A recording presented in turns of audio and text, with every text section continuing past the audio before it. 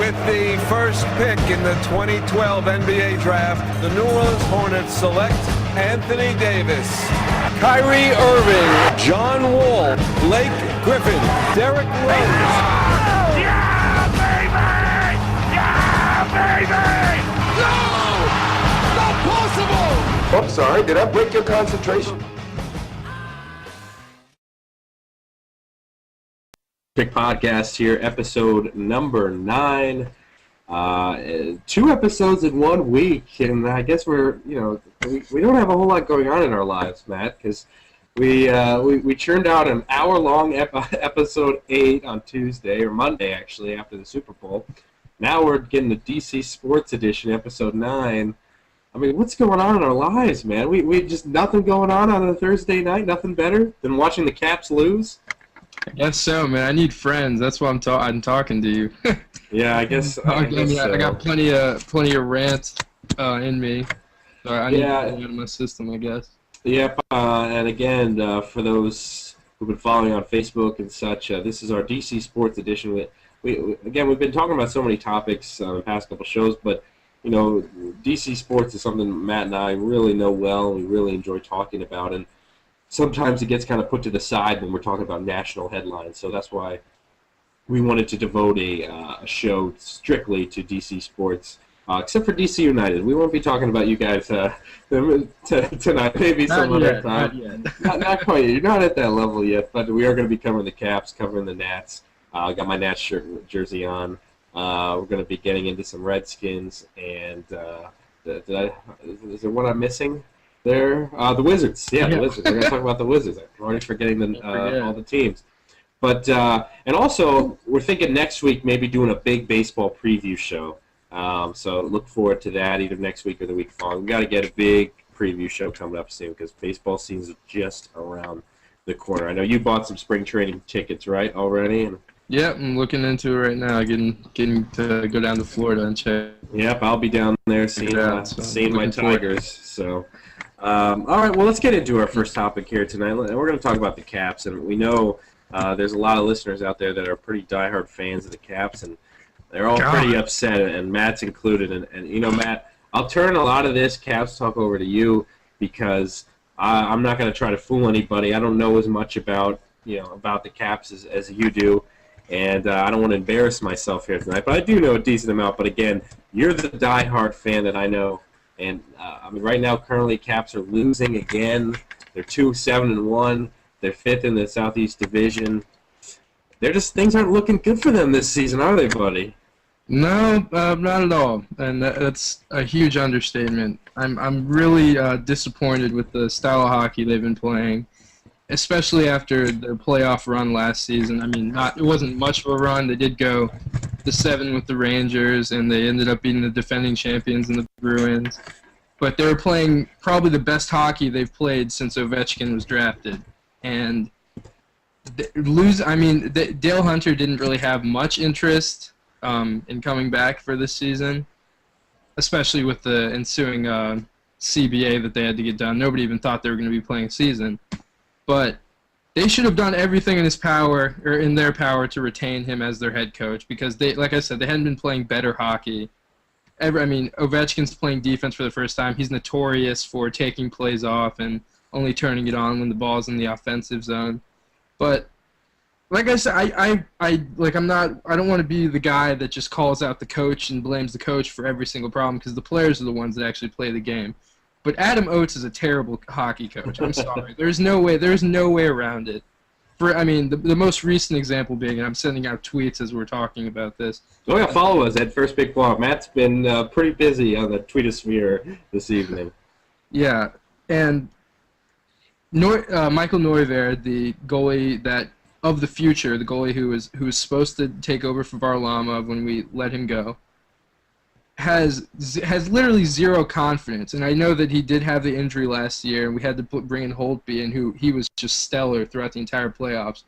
But you can't rely on a playoff run from a rookie goalie to carry into the next season, especially if it's abbreviated due to the lockout.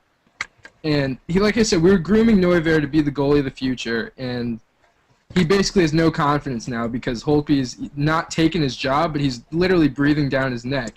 And we were up 1-0 we're down 5-1 after going up 1-0 against the Penguins tonight. And Oates pulls him after giving up 2 goals in the second. And the second goal was kind of his fault. I mean, as much as you can blame a goalie, but you don't pull your starter in that situation. 2 goals is nothing that you can't come back from.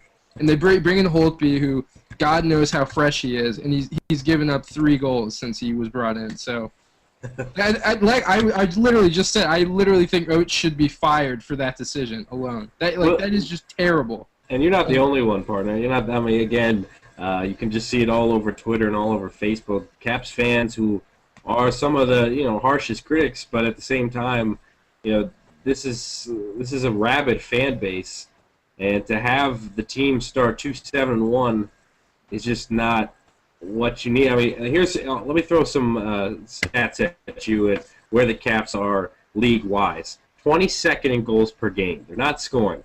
27th in goals allowed. They're allowing a lot of goals. 14th in power plays. 23rd in penalty killing. And just to think that this team had a shot at possibly making it to the Stanley Cup last year, and you look at it's not like a whole lot of guys have changed, but you look at those. I mean, those are just some glaring stats that you look at, partner, and this is just not the team that we expected to see this year. The big thing that they did last year, or towards the end of the season and into the postseason, was stopping the penalties and stopping the power play. That was the biggest thing that got them through the Boston series. That was the only thing that kept them in the series with the Rangers. And they have not been able to do that this season. I don't know how much attention is being paid to these things. It's almost the point where I don't want to watch them, but at the same time, it's so horrible where I can't take my eyes away. This is the exact opposite of where we thought we would be after all this time with this the core 4, I guess, with Mike Green and Backstrom and Ovechkin and Carlson, I guess. The only real loss that came in the offseason was Alex Semin, and that was something that was predetermined, pretty obviously, and he hasn't been having that great of a season over in Carolina. But they pretty much returned the same roster, and this is what we're getting. It's not fair to the fans. Obviously, it's not what they want as a team, and I don't know where to go from here. Well, and here's my question to you, and a question to Caps fans. And again, if you have an answer to this one that you want your voice to be heard, check us on Facebook, facebook.com/firstpickblog. Email us, firstpickblog@gmail.com, or tweet us as well. I want everyone's opinion on, is it time to blow things up? And I know it's kind of a rash decision, and this city does get rash very quickly about things like this. They want to always blow things up and restart. And sometimes that works, sometimes it doesn't. I mean, look how long it took for the Wizards, and we'll get to them later after they blew up their team. But for the Caps, are we approaching that? Here's my actual question. Let me get my thoughts together. A, is it time to blow it up right now? B, are we trending towards that time, but it will be a little further down the road? Or C, keep things the way they are and stay the course? What do you think? And see, my problem is that they, like I was just saying, they have basically the same guys. It's not like they don't have the talent is completely there. They have a couple of guys, specifically defenders like John. They have a couple guys that are getting older, but specifically they have people like John Carlson who are just coming into the prime of their career, and I've been thinking about this for a few months now, especially after the end of last season. And at what point do they actually consider getting rid of Ovechkin? Because I feel like it's getting to the point with him that he's just completely complacent with where he's at. He has a 15-year contract. He's signed for. Gotta love those hockey contracts. Yeah, a 16-year deal. Oh god. And of course, when we originally signed him, I was ecstatic that we were going to have him for that long. But I feel like he's grown complacent with that. And at what point do you consider trading him? Because his value is only going to decrease over time. They can get a lot back for him. There are a lot of teams that would love to have his services and would give up a lot of good quality young players, or even players that are in their prime now, just for a guy like him. He needs to be on a team that doesn't rely on him to get 1 or 2 points a night to be successful. And you can tell that that so much pressure has been placed on him that he doesn't know what to do. Like, he's been quoted as saying that he's been struggling making the adjustments from the KHL, the Russian Hockey League, to the NHL because the NHL ice rinks are smaller. And there are tons of players that played overseas that aren't having any troubles. Like, for instance, Evgeny Malkin for the Penguins, he didn't look like he's having any trouble translating his game from the KHL back into the NHL. There are tons of players that played overseas that aren't having these problems. So I feel like a lot of it's mental with him. But like I said, at what point do they consider trading him? And for Ovechkin, there's always something, it seems, at least the past couple of seasons, there's always something going on. Either he's showing up to camp overweight, he's, as you mentioned, getting complacent. I mean, this year, 2 goals and 3 assists. I mean, that's not going to cut it, partner. I mean, for a guy who's supposed to be the franchise guy, it's ridiculous. The Caps now ranked dead last in the power rankings for ESPN, and deservedly so with the way they've been playing. So, again, another question for you is, how do you fix the Caps? And we're not talking about, again, we're moving past blowing it up, but staying with the guys you have right now. What needs to change? Is it like you said? Is it going to have to be a coaching change? I feel like a lot of it has to do with that because they fired Boudreau mid-season, and whether you agree with it or not, they played better hockey without him. And over the years, they played fine, but couldn't win the big game. That was always the thing. They'd go up big and then they'd blow like a 3-1 lead, or they couldn't score. One of the ones that just sticks out of my mind is the Game 7 against the Canadiens, where they were the number 1 seed. Oh, yeah, I remember. They lose by a goal in Game 7. Like, on this team that's ridiculously high scoring. That just sticks out of my mind. But they play better hockey with Dale Hunter. And I feel like if they get the right guy behind the benches and he brings in the right staff, this team goes right back to where they were. And I think they have to bring in a defensive-minded guy. Oates is more of a fast break and not really crashing the boards. Like I said, they don't focus any attention on stopping the power plays.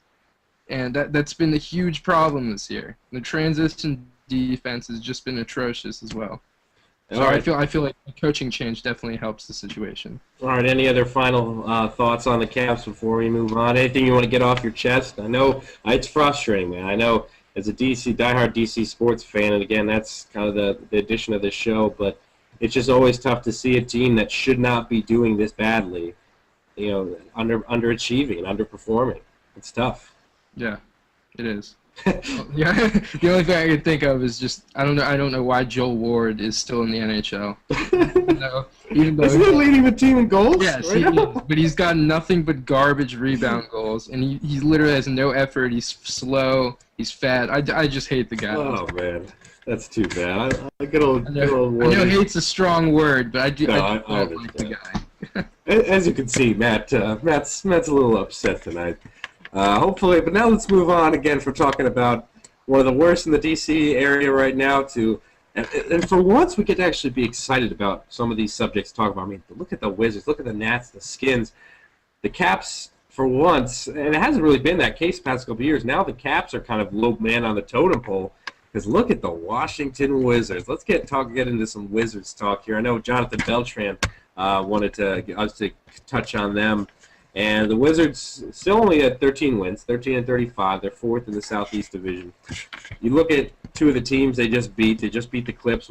They just beat the Knicks, and we'll be playing highlights of those games on our updated, edited edition that we're going to put up late tonight. This one will go right at the end of the show, and then we're going to put up the edited edition. But I love this team.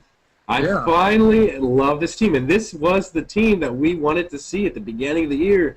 Before Wall was out and before, guys started, Nene was out for a while, but now finally the pieces are in place and now we get to see them all together. And boy, they look darn good right now, don't they? Oh, no, they look fantastic. And this is exactly, like you said, exactly the team that we wanted to see out there. And I know Brad Beal has been injured recently, but that hasn't derailed them at all. And when he gets back, they're going to be even better. And I don't want to say playoffs just yet because they still are losing games that they should be winning. Like they just I don't know why they have so much trouble with Sacramento. It's been ridiculous. They're one of the most dysfunctional teams in the league. But what I'm really liking about the Wizards is that we have so many young guys and young legs that they're just stopping the older teams from scoring. And we're not necessarily putting up the most points per game. I think we're actually 30th in the last. Yeah, dead last. But what we're doing is stopping them from scoring and rebounding really well. So we make up for it. And I just love John Wall. Oh God, we missed him, man. Yeah, and that's the thing. I feel like after a lot of people were expecting more from him last season. So with him injured this year, a lot of people were looking down on him. I'll even say I was looking down on him a little bit. But he having his impact, like you can tell how much different of a team it is when he's on the floor, and how much more involved everyone is, and it's just really fun to watch now. And I just kind of wonder, you mentioned last year, and Wall did not have that great of a season last year, and he wasn't that impressive. It was, and a lot of people were saying how he took a step back from his first year to his second year, and that's not what you want to see out of, arguably the face of your franchise. I mean, John Wall is the face of the Wizards, and last year I thought his shooting was horrendous. He was just a little too aggressive, over-aggressive. He wasn't making great decisions. And, again, like you said, without Wall at the end of the year, we kind of forgot. I mean, honestly, I forgot how good this guy really is. I forgot how fast he is. I mean, and to have him quickest back guy in the league. Yeah, quickest. He's definitely up there. I mean, I would say he's top 5 quickest guys in the league. But now with him back and with him combination with Brad Beal, who hopefully – he'll be back Friday, I believe, is that they're saying he's going to be back by then. But those two in the backcourt, you can't beat that combo right there. And I think John Wall clearly, as we mentioned, and I have a question for you. If Wall started the season, would the Wizards be a playoff team right now? Would they be maybe in that 8th spot? Because we know how weak the East is. The East is very weak right now. I mean, the Pistons are almost in the playoffs, and they've been played terribly. But I mean, do you think the Wizards might be in that kind of 8th spot or just outside that 8th spot if Wall, had been healthy? I certainly don't think they'd start out 0-12 or 0-13 or whatever it was, and I definitely believe that they're in the playoff picture at least. They're definitely not a lottery team.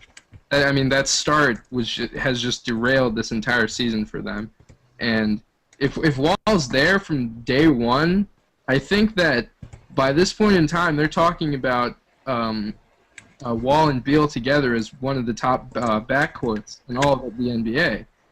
And like I said, if we completely forgot about his impact when he didn't start the season with the team, and we just had a bad taste in our mouth because we had such high expectations for him last year, and he has a huge impact on this roster, and I think that if he had started the season, they definitely would be in the playoff picture, maybe an 8th, 9th, 10th seed, right around there. Maybe even higher. You never know. Like you said, the East is very, very weak this year. Yeah, no doubt about that. And also, you look at, having Brad Beal on this team, also, John Wall last year, he struggled a lot, like we said, for his shooting. He could not hit a three-pointer to save his life, and yet he was still taking some of those shots. And now this year, he's down under 1-3 a game. He's like at 0.7 threes a game, so he doesn't have to take that outside shot. You got Bradley Beal, a guy who can hit the outside shot. You got Jordan Crawford coming off the bench who can hit the outside shot. Now Wall doesn't have to even worry about that part of the game. I don't even want him seeing a three unless he's wide open. I mean, you look at I'm trying to think of another guy to compare to in the league that I guess Rajon Rondo. You look at Rondo and how his shooting steadily improved. And I think Wall's shooting will improve. I think he's still young. But I think for him, Wall, tremendous passer, tremendous ball handler. If he plays to his strengths and runs this team, there's really no stopping him because you got the down-low presence of Nene and Okafor, and you got Serafin off the bench. You've got the wing guys, Martell Webster. Webster's been playing out of his mind. He's been playing crazy. And this is Martell Webster. He's not a young buck. He's been around for a while. And honestly, this is my favorite group of Wizards, I think, in a while. Because I wasn't a big Nick Young guy. I hated Andre Blatch. JaVale McGee drove me nuts. I hated some of these guys, the knuckleheads. Gil was one of the guys I did kind of like, even though he was nuts. But I haven't liked a Wizards team since those days, since the Caron Butler, the Brennan Haywood days. And now finally we have a group of guys that are likable, that are good players, a good mix of veterans and young guys that aren't knuckleheads. This is finally the Washington team we deserve. Yeah, they're fun. definitely. And you can say whatever you want about the Ariza and the Okafor trade and the trade for Nene, because that did clog up our cap space. So it's going to be hard to get free agents. But say what you want, they changed the type of locker room that we had, and they're big character guys, veteran guys that know what it takes to win. I mean, Ariza's won a championship and was a huge part of that Lakers team in 2009. And I mean, Okafor has never been the dominant big man that he was projected to be, but they're just character guys, and it really helped in the locker room compared to the past years where players brought guns in. Oh yeah, that was always interesting. Yeah, no more Deshaun Stevensons, luckily for us, and of course Gil gone as well. But for the Wizards looking forward here, let's say they don't make the playoffs this year. Let's look in the future. Let's say they don't. Going into next season, what do you think? Because obviously, as you said, not a whole lot of cap space. Wizards, they do have some draft picks this upcoming draft. Where do you think they go here, direction-wise? Where's their weaknesses? Do you think on this team? There definitely some weakness. Obviously, they're not blowing everybody out, but they are beating some of the best teams in the league, which is strange. But where do you think? What direction does this team need to go? Do you think? Well, there's a lot of guys that are going to be coming up. Webster is going to be free agent. AJ Price, Garrett Temple, guys that aren't big names, but still have an impact on the team. And I feel like they need more depth at the point guard position. I was just thinking that. Yep, yeah, right. Price hasn't been awful this year, but he's not what they need to take the next step. And I hate Jordan Crawford. I'm sorry. Oh, trust me. I'm not a Jordan Crawford fan. I think he has 3 or 4 more years left on his deal. He has no conscience. He just shoots. That's what he does. That's what goal scored by Alex Ovechkin. Oh, there we go. He must have hurt us, buddy. 5-2. All right. Tube on in his helmet. That's what it was. Anyway, but like I said, they need more depth in the backcourt. Yes. Beal and Wall are going to be great together in the future, but they still need guys that can come in for them, and they won't miss a step. So I think they're good at the forward position. They have tons of guys that can play the 3 and the 4. Nene's durability is really questionable, especially going forward. So I think they need a younger big man, a guy that they can rely on, and maybe can learn a couple of steps from him. So I feel like they need more depth in the backcourt, like I said, and maybe another keynote center. You're exactly right. I think you're right on the button on this one. I think looking at point guard, a guy that stands out to me that might be available, a Peyton Siva maybe from Louisville. Maybe you go with what's-his-face from Ohio State. I hate Ohio State. I don't bother paying attention. Yeah, maybe an Aaron Craft. I mean, maybe you definitely are looking at a backup point guard that you want to provide some durability. Because, again, when Wall went down, as much as A.J. Price and Gennaro Pargo was there for a while. And Shelvin Mack was there. Yeah, Shelvin Mack. Again, we can't have a revolving doors of backup point guards. We need and then, again, you don't even have to go in the draft to get one. There's plenty of veteran point guards that should be available in free agency in the offseason looking forward. But we'll see. I mean, again, like you said, not a whole lot of money to work with. You might have to do it in the draft, which I'm not too big of a fan of, is having a rookie be your next guy, unless he's one of those older guys, like I said, like a guy like Siva.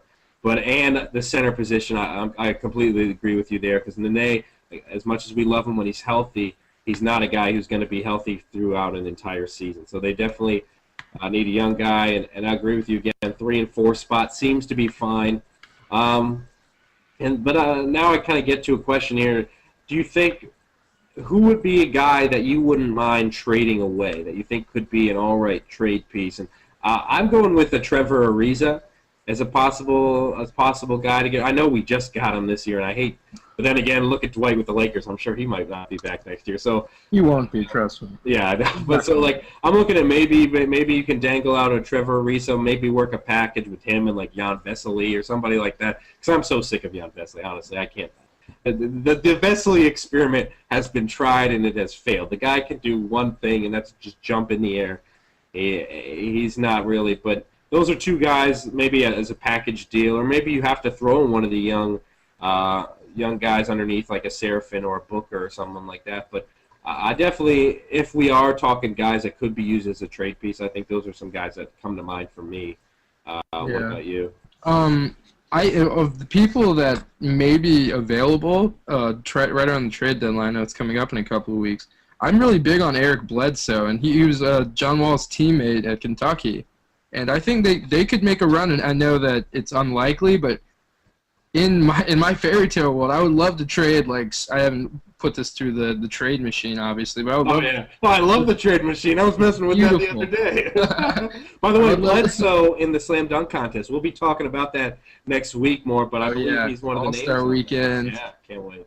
But I would love to throw a guy like Webster, who's a contract coming off, and then like Seraphin, who has potential, to throw in for like I don't know, Bledsoe, and maybe Caron Butler's really unhappy over. He has not been getting minutes, but he's a big contract as well. But I would love Eric Bledsoe to come and back up John Wall in DC. I think they would be a great tandem together. That would be fantastic. He's been playing great in Chris Paul's absence, so I know there's going to be a lot of teams looking for him. Yeah, I'd be fine with both of those. And again, we'll kind of see how everything plays out. Again, we're almost halfway through the season, really, at the All-Star break, and this could, who knows what could happen in the second half. The Wizards could make a run. They could sneak into the playoffs, which would be great for us because we would love. I mean, we haven't seen the Wizards in the playoffs in 6 years, 6 or 7 years. Yeah, 6 years. It's been a while, so I would love the Wizards to make the playoffs. And again, like you said, last in points per game, but 9th in points allowed, which I'm got to be extremely happy about. This team is playing defense. They're playing defense well. That's about it for the Wizards. Again, we're keeping it a short show tonight. We've still got 2 more teams to talk about, but we just wanted to get in some DC talk. So again, if you have anything else on the Wizards, let us know through all the Facebook and Twitter, like I already threw out earlier. Now let's get to the Nats, the jersey that I'm wearing tonight, the Washington Nationals. We are ecstatic about this season, about this baseball season, and about this team. And I think finally we saw, the whole natitude. I don't really like using that word, but we saw it really. The fan presence exploded last year. I mean, we went from 0 to 60 in one season now with the fans. I mean, I was there for the playoff game. I know you were too. And the heartbreaker. Yeah, of course. Yeah. So, yeah. But again, the fans. I love the fan appreciation for the Nats that have finally grown. This is not really a baseball city in D.C. It's a Redskins town. It will always be a Redskins town. Especially now that they're good as well. But finally, the diehard baseball fans, guys who, even like some of the older crowd who were fans of the Senators and stopped liking them when they left, now I think there's finally a great fan base, and people are talking about this fan base. I am so excited for this season. I mean, literally, we could spend the entire show talking about the Nats, and I'd be perfectly happy. Might as well. No. I mean, again, look at. I can't wait for the season to start. I haven't been this excited for a baseball season since 2005. Yeah. First came here. Yeah, really. It was just amazing. I was really excited going into last season just because we had drafted Harper. I knew he was going to debut at some point during the season, and I loved the rotation, even though they were shutting down Strasburg, and I couldn't wait to see what Gio was going to do, and Jordan in his year coming off the Tommy John surgery. And they just exceeded all expectations, and it was just amazing to watch the ride. I went to so many games where it came down to the last few innings, and they came through in the clutch, or games where they just blew guys away with their speed and their pitching. And it's just fun to actually have this contender in our city. DC loves a winner like that. I mean, that's how it's always been. I know people can talk poorly of our sports fan bases because there's so many people that live in D.C. for government jobs or only live there for part-time, and they don't really grow up in the city and actually follow these teams forever. But I'm loving that we have this contender, and that we've both been here our whole lives pretty much, and it's going to be fun going to the stadium. I love being at the stadium there, one of the best in all of baseball. And this team, there's a lot of fan favorites, a lot of guys that have been with the franchise for a while. They came up through the farm system or were acquired through free agency or trades. People love these guys, and it's just going to be so exciting to have this team in our city. And some of the names of guys that it's amazing for a playoff team to get better in the offseason. Rafael Soriano, a big sign. Denard Span, a big sign. Dan Herron, another big name joining the ranks.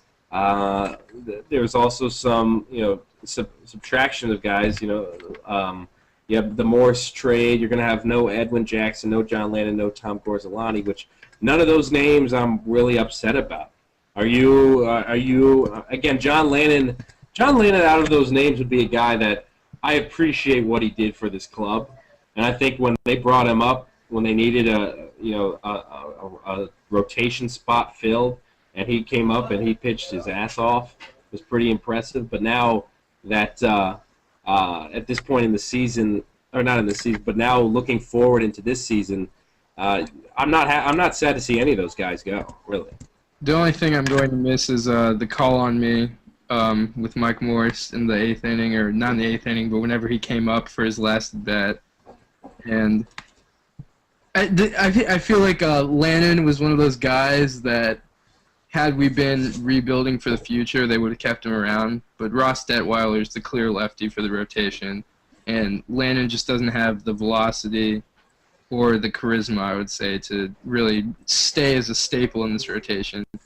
But the Morse trade was kind of iffy. I wish they had gotten a little bit more back for it. But again, it's not going to hurt the team too much. He's completely expendable. I know we're putting a lot of faith in LaRoche, who had a career year, and who knows if he's going to be able to duplicate that. But I think that they're basically saying we want to win a championship this season, and they did everything necessary to do that, and I'm completely fine with that, as long as they follow through on their promises. I know Davey Johnson came out and said it was World Series or bust for his final season. So we'll see. I don't want to put too much hope in it right away, because there's a lot of things that can happen through the long MLB season, and who knows what's going to happen with the whole steroids thing, which is kind of been a pain in the ass the past couple of weeks. Yeah, I definitely agree. And then, you look at the fact that, and for me, Michael Morse was a guy who, honestly, I think they could have gotten rid of a while ago. I think he had one pretty terrific season, but the problem with the guy is, one, he can barely run. Two, he can barely field. Three, swings at too many curves in the dirt. And it's just, again, people look at the flashy things, hitting home runs every now and then, because the guy swings for the fences every time, and he's a big, goofy guy. I mean, he's kind of a weird guy. But at the same time, he wasn't. You look at what he brought, and you look at, if you're a statistics guy, and you look at his value, which has been a big thing, wins above replacement, the new WAR stat. That, well, it's not necessarily new, but a stat that people have been looking at more. Exactly.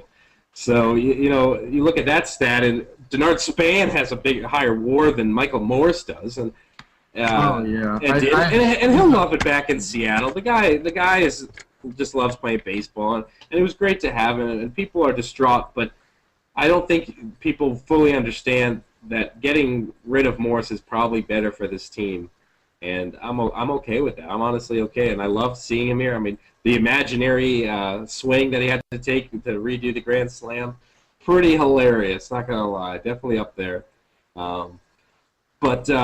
And again, another name that we get back this year is Wilson Ramos, who was on this team, past couple seasons, and last year, of course, being out with injury, and we get another chance to see what this guy's going to be like. Because I know you and I both watched him, when he first was playing, and this guy has a lot of pop in his bat. He's got a lot of potential, and it's going to be great to have him in the lineup as well. Oh, it looks like your screen there froze, buddy. Well, Matt will figure out his. Oh, maybe it's coming back. Apologize for that, folks. There, Matt, are you there? Yeah. Okay, sorry. So I was just bringing up Wilson Ramos and the fact that we get a season of him. What are you looking forward to see out of Ramos? We have a lot of catching depth, obviously. They brought in Kurt Suzuki. I know that's going to be really competitive for both of them. And he got injured pretty early in the season, so he's had a lot of time to rehab. And I'm really looking forward to seeing his pop. I know we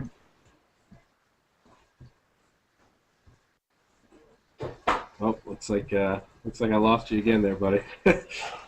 Of course, it wouldn't be a show without a few technical difficulties.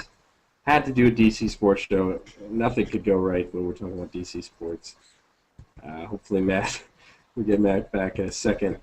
But to continue kind of the thought on the Nationals this year, you look at every single position, you have a stable guy. There, Matt's back now. God. That's all right. It's all right, buddy.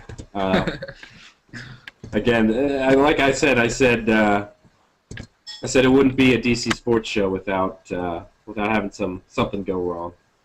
But what I was saying is, every single position you finally have a stable guy.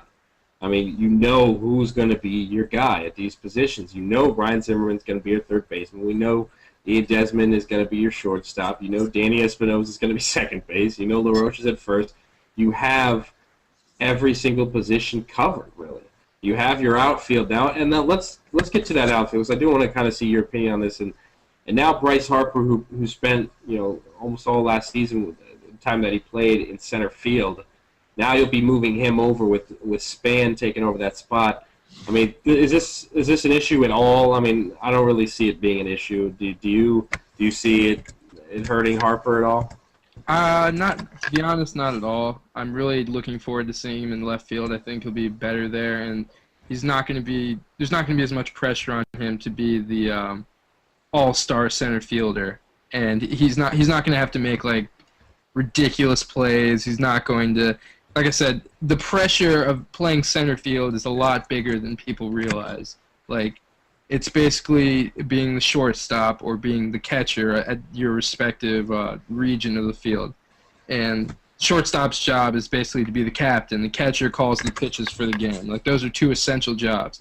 And the center fielder, whether people know this or not, is supposed to get the guys ready to play and position correctly.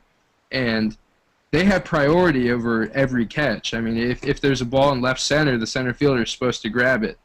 And him not having to worry about that is just it's going to help him not go into that sophomore slump that we see so many rookies have. And like I said, I think he's going to be a great left fielder. He's got a cannon already. Left field's pretty short as it is, and it's going to be, like I said, it's going to be fun to watch this team play. Yeah, I'm pretty excited.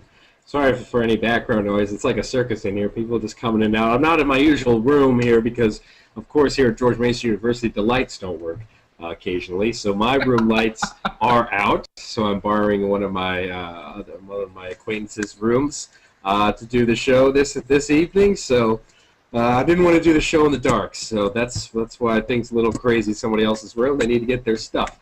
But again, we move on. And saying one final thing about the Nats. Of course, it came out that they're going to add a new president to the president's race here. President Taft is going to be added, and of course, Nationals fans, they know the president race real well. Of course, Teddy always lost until last season when they let Teddy win. Which, honestly, for guys like me and you who've been following the Nats since the beginning, this was almost as important as Obama being elected president, as a black president, was Teddy winning the race. And Yeah, no, it actually was, which is it was amazing. I mean, when I found out, I had to call my dad, and I mean, I only called my dad over. You were when that happened. Oh yeah, of course, dude. And again, but he deserved it after all the crap he's put up with watching this team. But Taft now added, is this one of the most random presidents to be chosen for this, and two, well, I mean, do they even need to add another president, or is this just the Nationals publicity staff trying something out that probably isn't that great? I feel like, A, if you know anything about history, you know that William Howard Taft and Teddy Roosevelt were very good friends. Yeah. And B, I think that Taft is going to be hilarious. I feel like they're going to get in some hijinks together. Obviously, he was the fattest president to take office historically. Got stuck in the presidential bathtub, which is a famous story. Yeah, So yeah. I don't know if it's going to enhance it, but I feel like because they've had this fan base now that we were just talking about, they wanted to do something to kind of get people more excited about the upcoming season. And the kids love the presidents. It's I feel like it's a lot more for the younger kids than it is for the entire fan base as a whole. But rank your presidents right now. Rank them. The guys that are running the race. Who's your favorite right now for the race heading into this season? It's an important debate. Okay, I'm gonna go with Teddy number one just because he hooked up the photo op with me. You can see that on my Facebook and my Instagram. He hooked that up at my first playoff game. I'll go Abe next just because he's a badass and he seems to do pretty well. And the whole Emancipation Proclamation thing was pretty cool, and the Civil War, yeah. I mean, I guess. And he had just had a movie that just came out. Yeah, well, I mean, that movie was pretty bad. So yeah, I saw it. It was boring. It was the worst movie. All right, keep going. I hope it doesn't win an Oscar. Yeah. Oh gosh. Keep going. What about is TJ in the race? I believe. Yeah. Tom. Yeah. So I'll be Teddy. I'll go Yeah. Teddy number one. I'll go Abe number two. Got to go George number three. Gotta go George. Can't put the first president any lower than three. Nope. And four, I'll go Taft. I mean, you don't know what you're going to get with him at this stage in the game, and there's a lot of potential there. And five, obviously, Tom. Tom, the Declaration of Independence. Yeah, that's just nothing. Not important at all. No respect for Thomas Jefferson. All right, my rankings quickly too. Got to go Teddy number one. He's the greatest. Two, probably go towards GW. I'm gonna go with good old Georgie. Three is Lincoln. I can't believe I'm doing Tom the disjustice of putting him last again. But I'll have to go Taft because he's fat. He's hilarious. Yeah. Fat people are always funny. Taft got stuck in a bathtub. He's my number four, and number five is Thomas Jefferson. And again, they have the standings online just in case you're wondering. Oh, I honestly had no idea. Abe has actually, no, I've seen that. Yeah. Yeah, Abe has won 214 times. George has won 162 times, and Tom has won 154, with Teddy coming up last with 4, all in 2012. Oh, okay. Oh, yeah, they let him win a couple of times. Okay, that's true. All right, well, good for them, and again, we'll look forward to that. And tell us your rankings for the presidents if you want. We really don't care. No, of course we care. So let's get into our final topic, and I think for DC sports fans, this is the one that they've been waiting for a while now. And the Washington Redskins, we got to talk about them.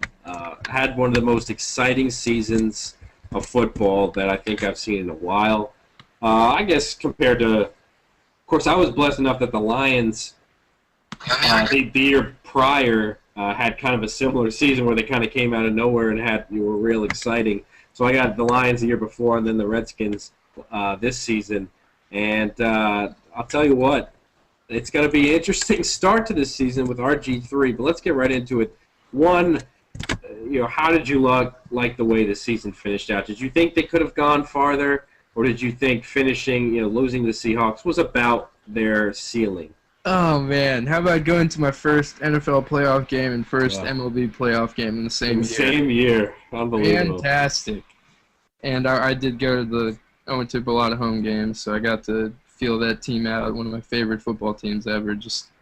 I've never seen so much excitement in the stadium before, and I've been to a lot of NFL games, a few at other stadiums, and nothing like that final Dallas game. I've never seen anything like that atmosphere before. But that team should have gone we're both homers here. Obviously, we're doing entire DC sports. No In my doubt. opinion, I think that they could have ended up in the NFC Championship game. They should have beat the Falcons earlier in the season, and they were the hottest team going in. I mean, They did win 7 or 8 games to finish the season, and the biggest problem for me was that obviously Griffin was hurt, and they could have taken him out a lot sooner. And obviously hindsight is 20/20, and there's a lot of better ways they could have handled the situation.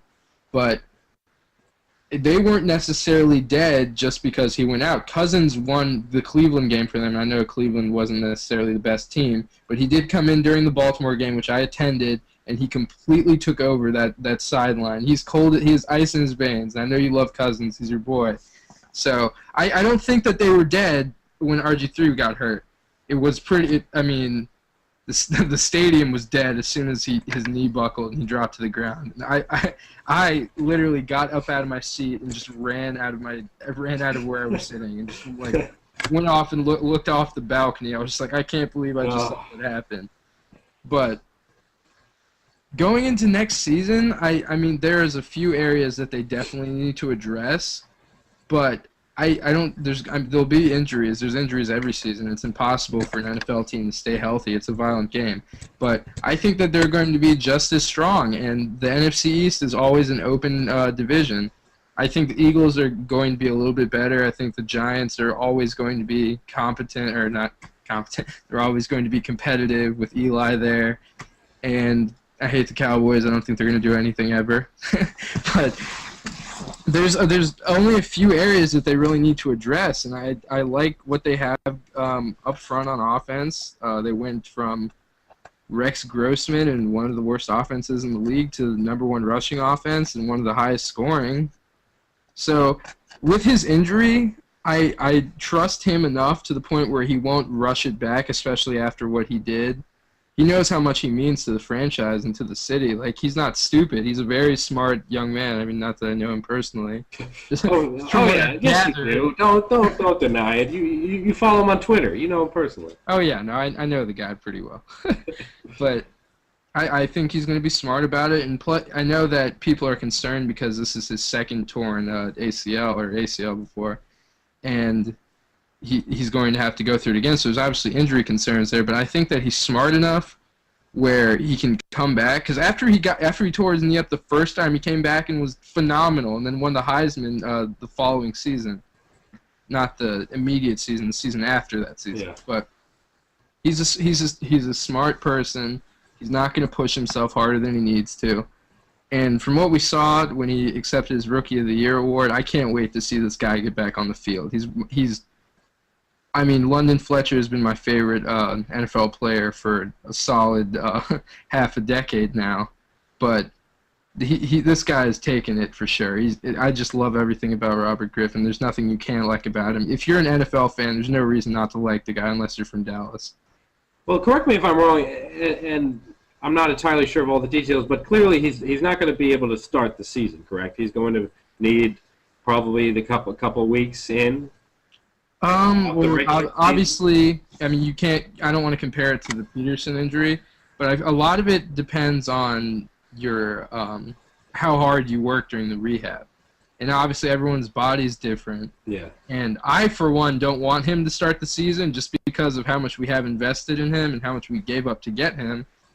But if he knows that he's healthy and he knows he's ready to go, and every single person on our medical staff, which is pretty poor, to be honest, but that's a story for another day. I'm really not happy with our medical staff. No. But yeah, he's, like I said, he's smart. If he's not going to push himself harder than he needs to, and if he has to miss a few weeks into the season, I'm completely fine with starting Cousins because he'll have all of training camp to get better, and obviously so will Griffin. But I don't think he's going to push himself to make he wants to start week 1. That's what he's been saying, but I don't think that it's realistic. Well, do you think the Skins are, and I've seen this idea floated by, do you think, again, some people, it seems like there's two sides. Some people are happy with having Cousins as your backup quarterback and possibly having him start the season if Robert is not healthy enough to start it. And there are other people saying, dangle Cousins out to get somebody else. Maybe pull out a veteran quarterback that can come in, or try to help out the defense. I mean, honestly, exactly. You know my feelings on it. I think Kirk Cousins can be a starting quarterback in this league, and I think he's perfectly fine. He's the type of guy who he'll be fine being a backup for Robert Griffin III for a while, because he's just that type of guy. He's about the team. But do you kind of see where some people are saying that they don't want Cousins to start the season? Do you find that those people ridiculous, or do you kind of see where they're coming from now? And you know what I think. I mean, you got to believe that Cleveland fans are kicking themselves for taking Brandon Weeden when he was still available, especially after we beat them. But there's absolutely no reason, especially after I saw it firsthand twice. I've seen Cousins come into the game twice. He is a legitimate guy. He's a legitimate quarterback, and it's unfortunate for him. Also, I had the great pleasure of meeting his parents when I worked for the Redskins. Nicest people in the world. Yes, nicest people. His mom is very stereotypical of a soccer mom. It was really funny, but they're great people. Great people. And he's going to be I believe that he will be a star. I feel like he has better qualities than, say, a quarterback like Matt Flynn that just got a big deal with the Seahawks and didn't even play at all because of Russell Wilson. I think that people that want to get rid of Cousins, because I mean, obviously they could get something back for him. I'm not stupid. I know that they could bring in a quality draft pick or even a guy that could start in the secondary with him. But the fact that Griffin got injured so frequently, there's absolutely no reason to get rid of the guy. And if you're saying that, I question your knowledge as a football fan. Definitely, and I agree with you completely. I think for Cousins, he's one of those guys. First of all, he played every single year of his college career at Michigan State. I mean, he was the starting quarterback for, I believe, 3 of those years, and so he's a veteran guy too. I mean, he's still a young guy, but veteran in the fact that he knows how to lead a team, and he's done it for years. Now, college is different from the pros, but again, you saw the poise he had coming in a situation that he didn't know he was getting into when Robert Griffin III went out with injury. And here's a question that we got on Facebook. Can Alfred Morris have the same success at running back without RG3 probably to start the season? And again, we know how great of a season Alfred Morris had last year. And so do you think anything really changes for Morris the first couple weeks with Cousins behind center? Because we know Cousins, not necessarily a great runner in the world. They did run the bootleg well with him, but again, what are your feelings on Morris, and not only without Robert Griffin III, but what do you think Morris will bring this coming season? Well, I definitely feel like the word is out. I don't think that he might still have the same success, but in the second season, the teams are going to know how to stop it, and I don't want to say that he's not going to be the same, but we do have one of the tougher schedules just because we won the division. We have to play the 49ers, Packers, we got the Vikings, Broncos, and Falcons, all playoff teams. So, and all of them had almost zero trouble stopping the run except for the Vikings. So, I feel like going into next season, we can't expect the same numbers from him, but his impact on the offense is going to be the exact same, and it's going to be cool to have him develop, especially given how late we drafted him. And like I said, they're going to have to rely on him more, especially if Griffin can't start the season. So the teams are going to be keying in on that. So it's going to be hard for him to replicate the same success. But I don't think that he's necessarily going to be a broken player because of that. He's still impossible to bring down on first contact. He's ridiculously quick for how built he is, and he's 5'9". I mean, I'm a little bit taller than him. Like, it's hard to see guys like that behind these giant offensive linemen that are 6'5". So I feel like he's given 2 or 3 yards per carry just because of how short he is. All right, 2 final topics we're going to cover for the Redskins, and one, the first one we're going to talk about right now is we need to get more into RG3 because we haven't really gotten our full thoughts out there about RG3 and whether or not things possibly need to change for the way he plays his game. So we'll get to that in a second. And then second, sorry about that. And then second, what do the Skins need to improve?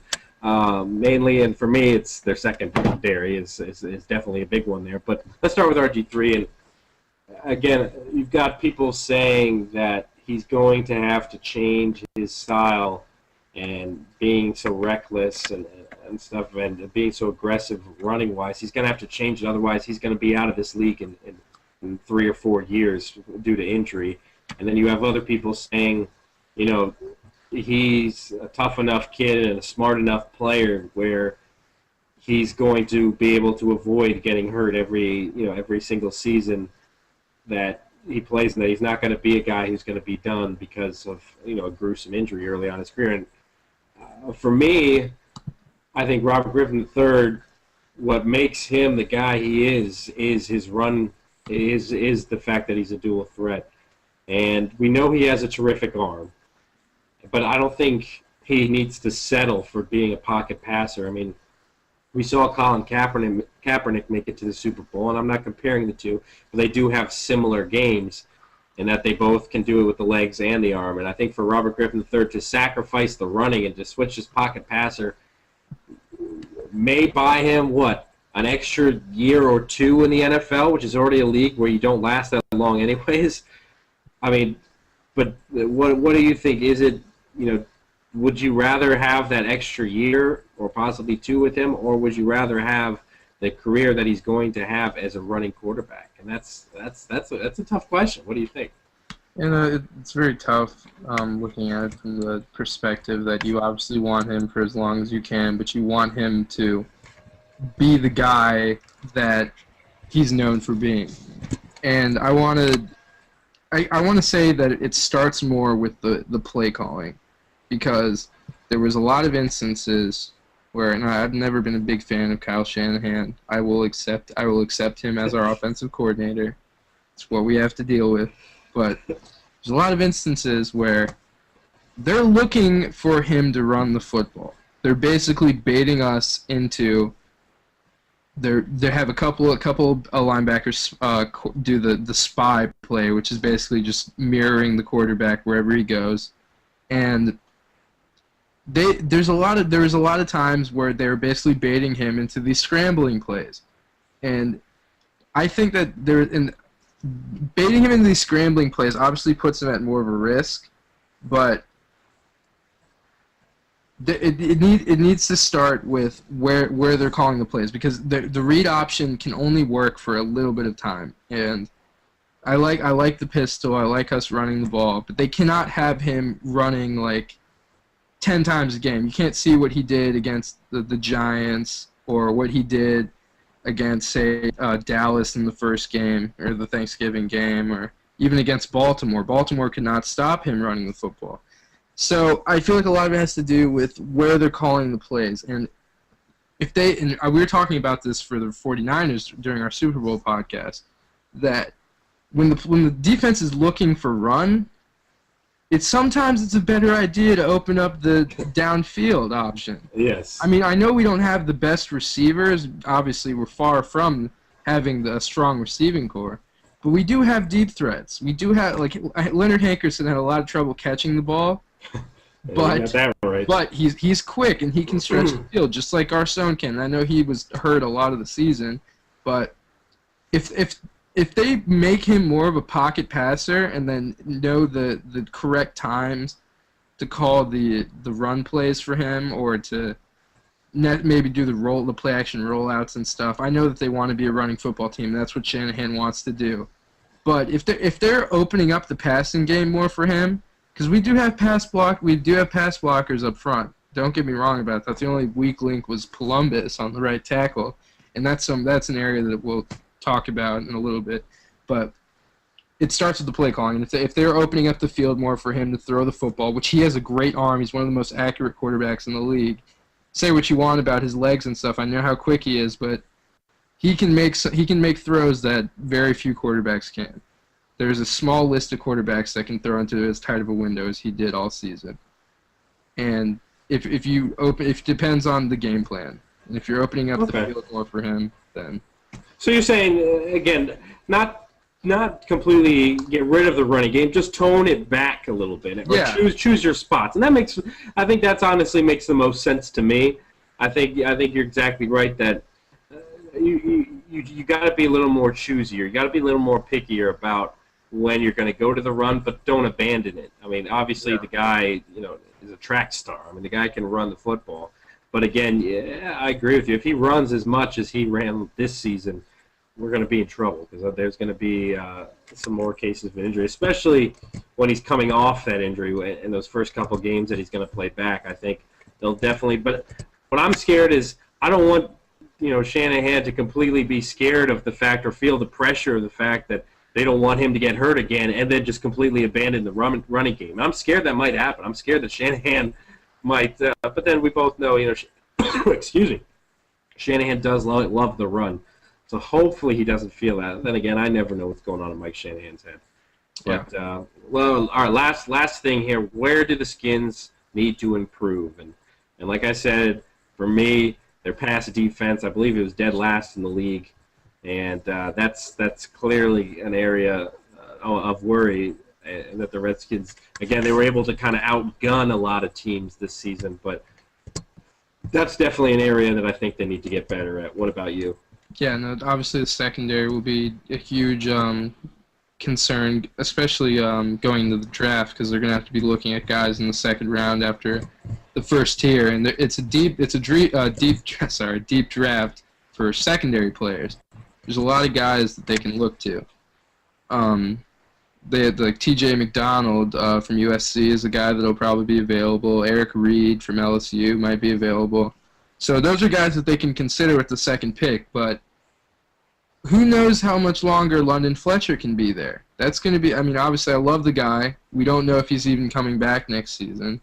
Perry Riley's phenomenal, and I know he's going to be a huge impact for our linebacking core in the future, and I love the fact that Fletcher basically mentored him. But you have to look at the middle linebacker position just because you don't know how much longer Fletcher's going to be there or how much he has left in the tank. Also, like I said, with the right tackle, Columbus is a free agent, and a lot of the pressure that Griffin faced during the year was obviously not his blind side. Trent Williams had a great season, except for his off-the-field incidents towards the end. Yep. Freaking Terminator. But right tackle, there was a lot of pressure coming off from the right tackle on the right side of the field, which is obviously he's a right-handed quarterback. He needs to have that clear so he can make his reads correctly. And I feel like that was a lot of it was they were getting off to that side. In the game against Dallas, they kept switching DeMarcus Ware off of Trent Williams just so he could come off the other side and have that basically a free lane to Griffin. So then that causes him to scramble more and obviously puts him at more of a risk of getting hurt. So the opposite tackle will probably be a position they need to address also. All right, and then I guess I'll throw one more question in there. And what did this Redskins do with Sexy Rexy? Is he gonna be done, or are they gonna keep him? Because I'll tell you what, he's got a great gig. Just standing on the sidelines, holding the clipboard, he gets to just walk looking back and sexy, looking sexy as always, man. If there's a sexier player in the league, I would be surprised because honestly, yeah, Rex shoot us an Grossman, email if you can find a sexier player than Rex Grossman. because that guy again, he just gets to walks over, grabs a cup of Gatorade. He's never sweating because he's never doing anything. I mean, do they keep? Is Rex Grossman just going to be, is that going to be his job for the next couple of years, just standing on the sidelines and looking sexy, or do you think there might have to ship him out eventually? Oh, dude, they have to get rid of him. He's empty. It's an empty roster spot. Obviously, having two quarterbacks is kind of risky. You never know what can happen during the course of a season.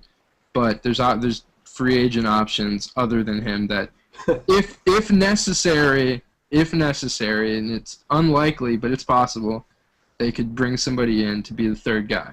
But he's an empty roster spot, and I don't know off the top of my head what he's earning, but it's obviously not worth what he's... Oh, yeah. It's no doubt too much. And they already have the $18 million cap hit just from the making their deals during the lockout last season, so that's something they have to consider. So if you let him go and maybe a couple other guys that don't have the same impact anymore, then you open up a little bit more space. But like Grossman literally does nothing. It's not like he helps. If anything, Griffin helps him as a quarterback. You think Rex Grossman has taught Robert Griffin III anything?